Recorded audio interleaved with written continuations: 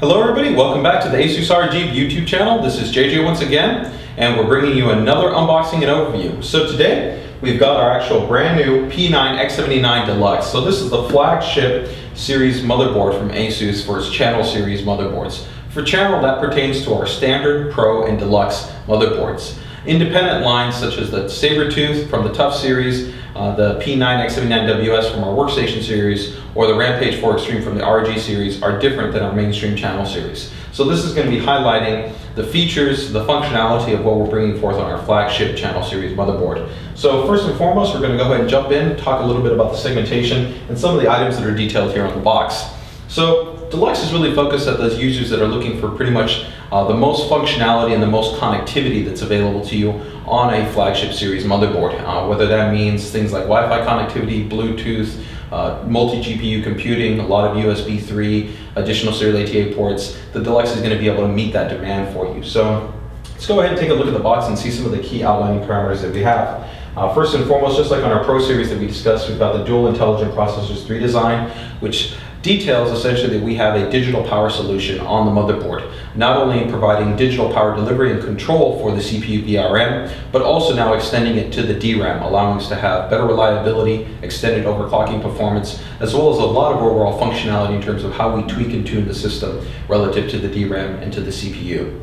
So taking a look at the rest of the box, we can see we have a couple of key items that we'll touch on a little bit more, such as ASUS SSD Caching, our UEFI BIOS, BT Go 3.0, and an 8-DIMM design. But let's go ahead and lift up the flap and take a look and see what we got here. All right, so we can see here, first and foremost, we have our TPU. Our TPU is actually a dedicated hardware IC that's actually on the board. The TPU actually allows us to have some advanced hardware monitoring functionality, as well as extend the overall functionality that we offer within the UEFI, as well as within AI Suite 2 in regards to granularity for, let's say, voltage parameters, as well as other certain attributes in terms of algorithms that are built into the firmware to go ahead and allow us to execute easy overclocking parameters, whether that's the physical Tpu Switch or more advanced real-time auto overclocking options like auto tuning. Looking over here at the EPU is actually a dedicated hardware IC, just like actually our TPU chip, in terms of being a chip that's focused at being able to provide algorithm presets that can help to conserve the actual performance, conserve power consumption, as well as reduce the overall temperature of your CPU, but without affecting performance. And we'll get a little bit more into actually what the TPU and the EPU switches actually on the board do, as well as some of the additional functionality you have through the operating system. We've got our USB Bios Flashback. USB Bios Flashback is an option that's present across all our X79 boards, which is just an easy way to be able to actually directly flash the EEPROM or the firmware, the actual BIOS, as it's referred to in legacy terms, or the UEFI on our motherboards. But the cool thing about it is that you can do it without actually ever entering into the UEFI directly, and even without actually using a CPU, memory, or graphics card. Just standby power from the PSU connection 24-pin and the EPS 8-pin connection. For USB 3 boost, this is a really key technology that we're introducing in our X79 series of boards, where you're going to be able to extend the performance of USB 2 and USB 3 devices and significantly extend the performance for a UASP USB 3 enabled device. And we'll get a little bit more into actually some of the functionality of that when we look at the backplane and the I/O on the board. And of course we have our Fan Expert, which is a new Super I/O controller that we're utilizing on the motherboard, which gives us significantly more advanced control functionality for an increased number of headers actually on the motherboard. And then we've improved the actual codec package that's on the new Realtek 892 that we're utilizing to offer multi-channel support in terms of recoding 2-channel content into multi-channel content. So let's actually go ahead and jump into the box, take a look at the board, and then from there go look at the accessories. All right, so right off the bat, it being a deluxe board, we've definitely gone deluxe on the actual packaging for serial ATA. So we have 4 SATA 6G cables, and we have another 4 SATA 3G cables. So you can see that actually on the board we offer 8 serial ATA ports. We've got the 2 SATA 6G, we've got the 4 SATA 3G, and then we have the 2 additional SATA 6G for our ASUS SSD Caching, pretty much giving you a SATA cable for every single one of these ports, so that's great. So we'll go ahead and put those back in the box here. We'll step over to another one of the key aspects of the Deluxe in terms of its ability to support 3-way SLI, which we give you the 3-way SLI hard bridge, and then we go ahead and give you an actual extended length standard SLI bridge.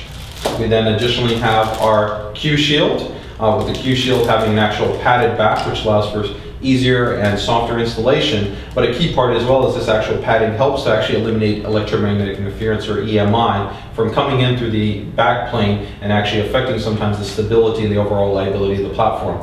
We want to always remember here that in this area of the board, there's more complex trace layout due to the fact that not only you have the trace layout for the DIMMs, but also you have an enhanced trace layout that's present for all the I/O connectivity. So this actually helps to block that. We can also see that we actually have some cut fins actually here exposed on the back of this area, and that's because we have a more robust VRM heatsink, and in an optimal airflow configuration, whether you're exhausting heat coming out from the VRM on this end through the sintered heat pipe and then being pulled out, or whether you're directly blowing air in a reverse fashion from a 120 millimeter fan onto this area, this is allowing you to go ahead and increase that airflow. So this actually, Q Shield provides quite a bit of functionality.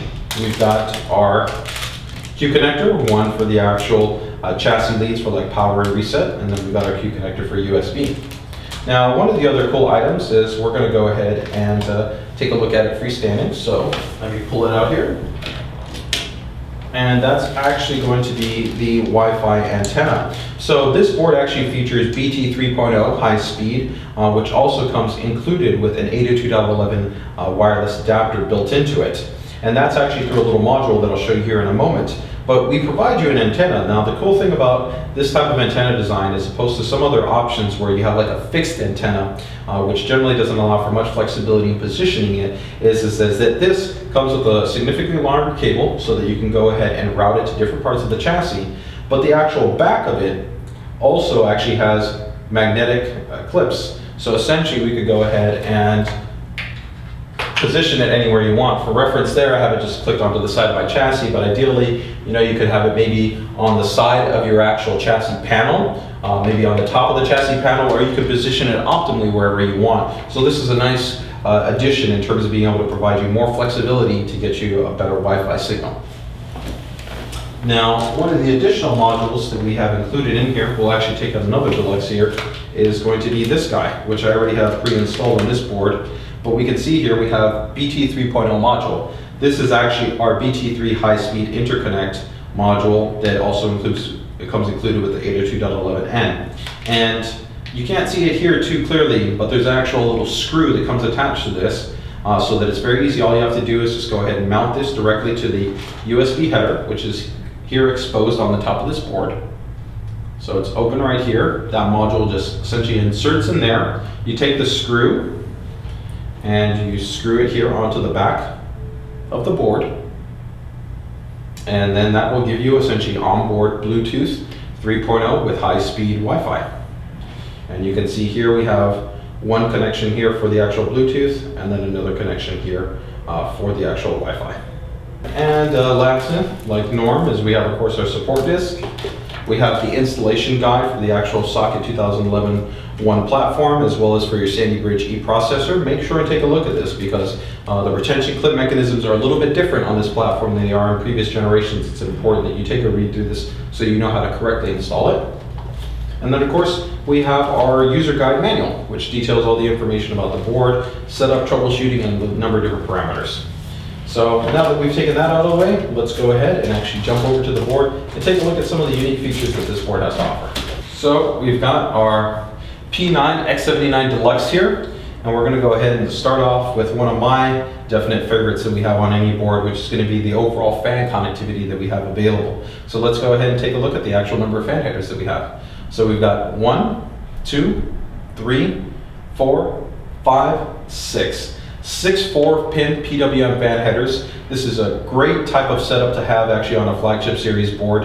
And actually we have 6 fan headers going all the way down to actually our entry-level board. It's a big commitment on our part to ensure a lot of fan control flexibility as well as control on our X79 series of motherboards. Well, why it's important to be able to have not only this number of fan headers, but in this configuration, as well as offering the control. As we can actually see here in the chassis behind us, this awesome Corsair chassis that we have, this Carbide 400, we actually have 5 fans connected. So we have 120 millimeter here, another 120 millimeter here, 120 millimeter in the front, another 120 millimeter here in the front, and then we have the 120 millimeter for our Corsair H60 closed loop water cooling system.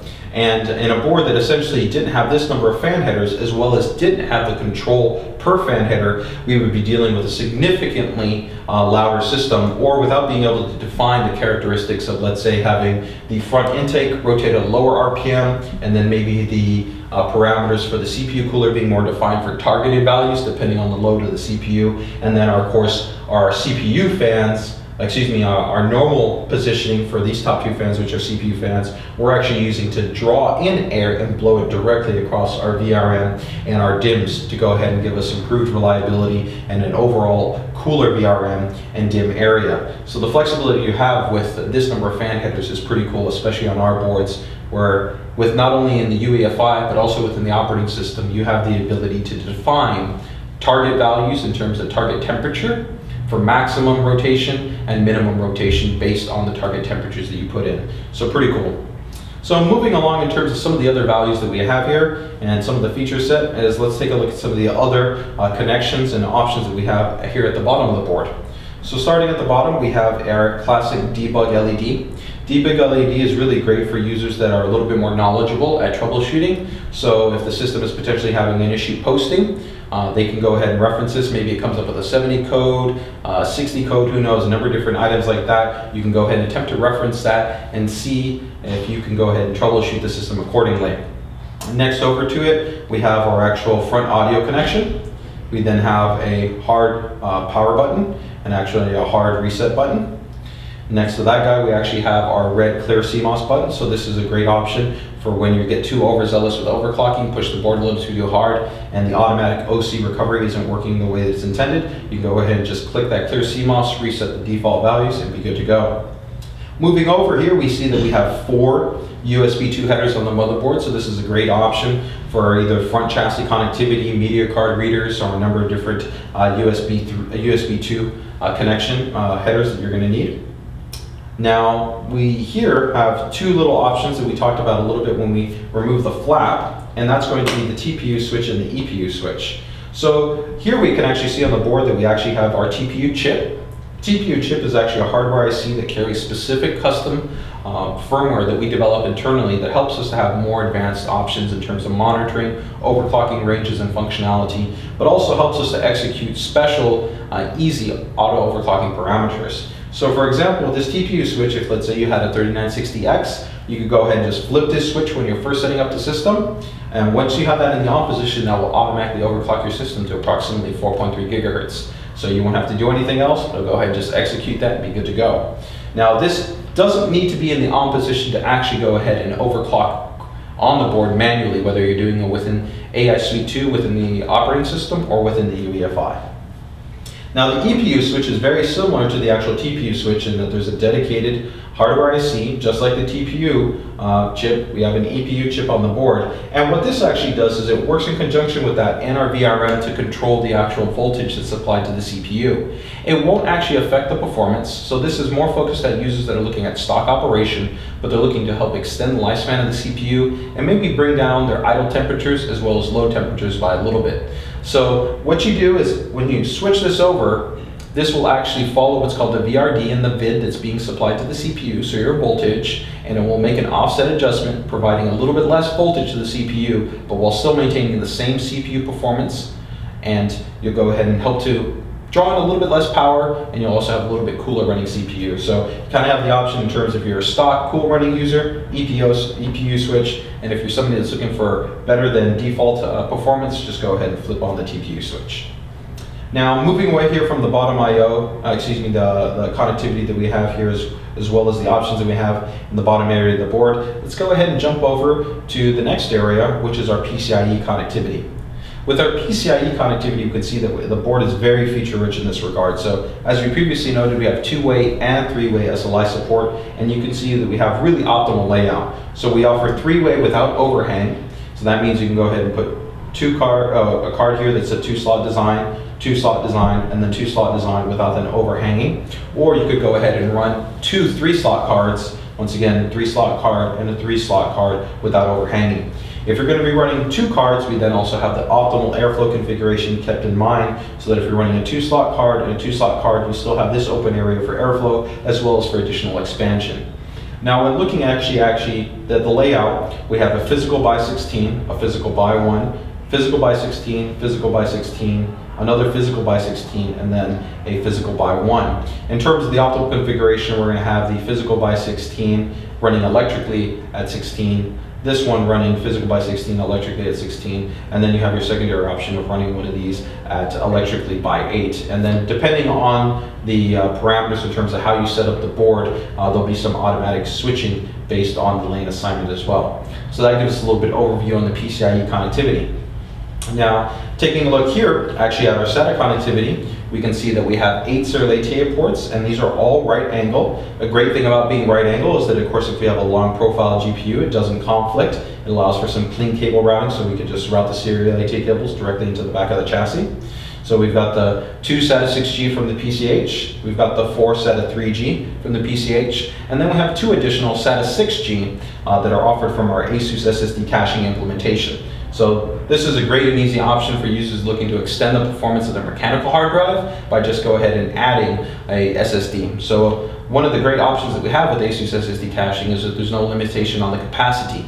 So you can go ahead and use a 60 gigabyte or 120 gigabyte, it doesn't matter. In addition also, it's very easy to set up because you don't actually have to go into the UEFI and, like with SRT on Z68, have to enable a RAID configuration. You can essentially just have the board operating at default parameters, jump into ASV, click one button, and you'll be good to go. So moving up from here, we've got another onboard connection. Just like down here we have the USB 2 headers, we offer a front USB 3 connection. So that's for newer chassis that have front USB 3 connectivity offered. And this front port, just like our back ports, like we mentioned earlier on the flap, support the USB 3 boost technology to extend USB 2 and USB 3 performance. Now, we've got something up here at the top which kind of links in with our debug. In addition to the debug, we offer some other diagnostic tools to help users eliminate issues that they're having during the post process. One of them is actually our MemOK button. Now, as you can see, we've gone with an 8-DIMM configuration option, just like the rest of our X79 boards here at the launch. And one of the key areas that you could potentially run into is memory compatibility. If you're maybe bringing over a previous generation kit of memory and then adding in additional DIMMs to go ahead and have max population, you might potentially have problems that the fact that those memory are maybe running different default SPD values, different voltages, a number of different variables. Even sometimes within the same kits of memory, the manufacturer can actually change the ICs, the memory chips that are used. So you could buy 2 identical kits of memory and they might not actually be identical. When things like this happen, you can run into memory compatibility. And we actually have a little light that's by the MemOK button that says DRAM LED. This is actually part of our QLED system, which we'll touch on in a moment. But if that light were to go ahead and come on, or you were potentially having issues initializing the memory during the post, you could hold down this button, and through our MemOK hardware IC, it will attempt to auto-negotiate and tune the memory to more compatible variables, whether that means that it has to make adjustments to the timings or make adjustments to the frequency. That's all done automatically through the MemOK hardware IC. Now, in addition to that, as we noted, we have our QLED diagnostic system. With QLED, we have a DRAM LED, we have a CPU LED, we have a VGA LED, and we have a boot device LED. Each one of these LEDs essentially can go ahead and hard block light when the system is actually detecting a post-initialization problem. And what we mean by post is power on self-test. When you're first setting up the system, maybe you don't fully seat in the memory, maybe the CPU isn't fully seated, VGA isn't fully seated, maybe you forget to connect the boot device. A number of different parameters can happen. This is a much easier way than reading the debug code to visually look and see if one of the lights is locked and causing you a problem when your system is attempting to post. So you can use that as a visual reference, check out, see what's going on, and go ahead and adjust it and get back up and running. So overall, that kind of gives us a little bit of an overview on a lot of the initial connections that we offer here on the board, as well as some of the features. Now, looking at the top side here, this is really where the special area of design consideration comes into play. So we've got the dual intelligent processors 3 that we're messaging, and that's because we've got that digital power delivery built in. Actually, over here on the corner, we actually have our Digi Plus EPU chip, and we have our Digi Plus VRM chips. They're actually in this area.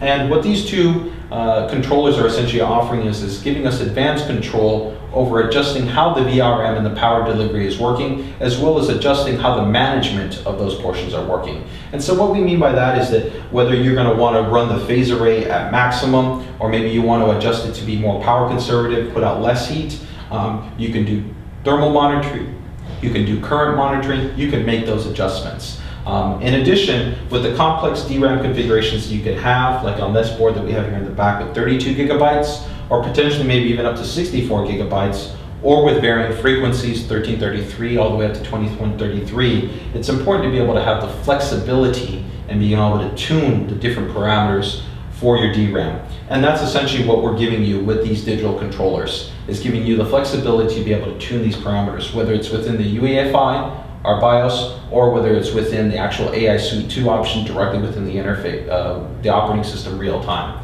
So that's a little bit behind the actual Dual Intelligent Processors 3. Now, in terms of actually our heatsink design, you can see that we've got a pretty extensive heatsink design to go ahead and give you very good cooling for the VRM. But I still want to make note that it's very important to make sure that you have a well-ventilated chassis. So once again, like here we have on our Corsair chassis, we've gone ahead and set our actually top fans to downward fire so that we get that great cool air coming across the actual DIMMs, directly over the VRM heatsink, and even onto the back plane, which is also important. And that's critical, especially when you're trying to drive for those higher level overclocks. Now you can see here we've got this multi-fin heatsink to go ahead and give us good dissipation. This rides down into the sintered heat pipe and into this heatsink heat block that also will help to extend and push out heat to the back, or as I noted, depending on the fan configuration, you could also help to actively cool this area and also overall cool the VRM. Now on the Deluxe board, we've gone ahead and also, just like the rest of our standard mainstream X79 boards, use the same high quality components in terms of high amperage based chokes. We're using a new special dual end MOSFET package where we have the high side and low side MOSFET integrated together, but we keep the actual driver independent, so that way we don't increase the actual temperature in this compact area, but we're also helping to improve the overall driving efficiency and the power delivery in this split type design. So that gives you a little bit of an overview in terms of the VRM layout. Now let's go ahead and jump over to the actual I/O backplane and take a look at what we have in terms of connectivity. So when we take a look here on the back of the board, we've got some pretty rich connection options. On the top, all across, we have essentially 4 USB 2 ports. But here, we've got something pretty special. We have a white USB port with a BIOS button. What this essentially is our USB BIOS Flashback option. With USB BIOS Flashback, you can easily go ahead and take a flash drive, put the ROM file on it, rename it, plug it in, hold this button down for a couple of seconds, and it will directly low-level flash the actual ROM file. And the advantage of that is that, for one, when you're first setting up the system, you don't even have to put the CPU, the memory, or the graphics card on there. All that you need to do is just make sure to have your 24-pin and your 8-pin power connections attached. That's it. So you don't have to worry about going into the socket, maybe potentially damaging the pins or anything like that. Now, the other advantage that you have with this USB BIOS Flashback is that maybe if you get too aggressive in overclocking the system, sometimes this can potentially corrupt the EPROM. You can also attempt to go ahead and recover the ROM in that same fashion, where just go ahead and put the flash drive, click the button, and be good to go. So this is an ASUS exclusive on our series of X79 motherboards. Now, moving down from the 4 USB ports that we have at the top, we also have 2 additional USB 3 ports. These ports, just like our front USB 3, offer USB 3 boost technology. This is a combination of hardware, firmware, and driver. Essentially, there are 3 modes to USB bus operation. There's BOT, which is the legacy standard, which doesn't really work that well at higher bandwidth modes, such as USB 2 or USB 3. We have SCSI, which is a more efficient protocol that uses not only lower CPU utilization, offers higher throughput, but also gives us a little bit reduced latency. And then we have the most optimal communication protocol for USB, which is the newly sanctioned UASP. With UASP, you can significantly extend the performance of a USB 3 device because it supports multiple commands, queuing, lower latency, and a lot of other really key improvements to help maximize the performance. So not only on these 2 USB 3 ports, but these 2 USB 3 ports, these 2 USB 3 ports, and the front header, all these support our USB 3 boost technology. So next to these USB 3 boost ports, we have our Intel Gigabit native Ethernet. So this is key because not only we're utilizing the actual Ethernet technology that's designed as part of the chipset, so we're not taking up one of the PCIe lanes, but we're also getting the improved performance, superior compatibility, and the Intel driver stack offers some really cool options in terms of diagnostic and increased performance functions that you have available to the Intel network controller. Moving down, we've got the Toslink and optical output. We've got 2 eSATA, SATA 6G connections that are actually powered eSATA. So that means that with a powered eSATA cable, you don't actually have to have a secondary power connection to power that eSATA device. We then have 2 more USB 3 boost ports, then an additional USB 3 boost ports, 2 more of them. And then we have a secondary gigabit Ethernet that's based off of a Realtek gigabit Ethernet controller. So here on this board, we actually are offering you dual gigabit Ethernet connections, with one being the Intel and one being the Realtek. Now, lastly, rounding it out here in terms of the connectivity, we have our 7.1 HD audio configuration, which is run off of our Realtek 892 codec. And this actually supports a brand new DTS Ultra 2 PC package, which, outside of offering some pretty advanced options for sound adjustment, gives us the ability to do multi-channel real-time encoding. So we can take 2-channel content and go ahead and re-encode it into multi-channel content. So that gives you an overall overview in terms of the actual digital connectivity that we offer on the back of the board, as well as your standard I/O connectivity. So that overall gives you a little bit of an overview on the P9X79 Deluxe board. As always, if you have any questions, feedback, or anything that you're looking to find more about, definitely leave it here on the YouTube page, or make sure to visit us at ASUS ROG forums. And in addition to that, we'll also have more guides and more detailed information for this board, so check us out there. So thanks for watching.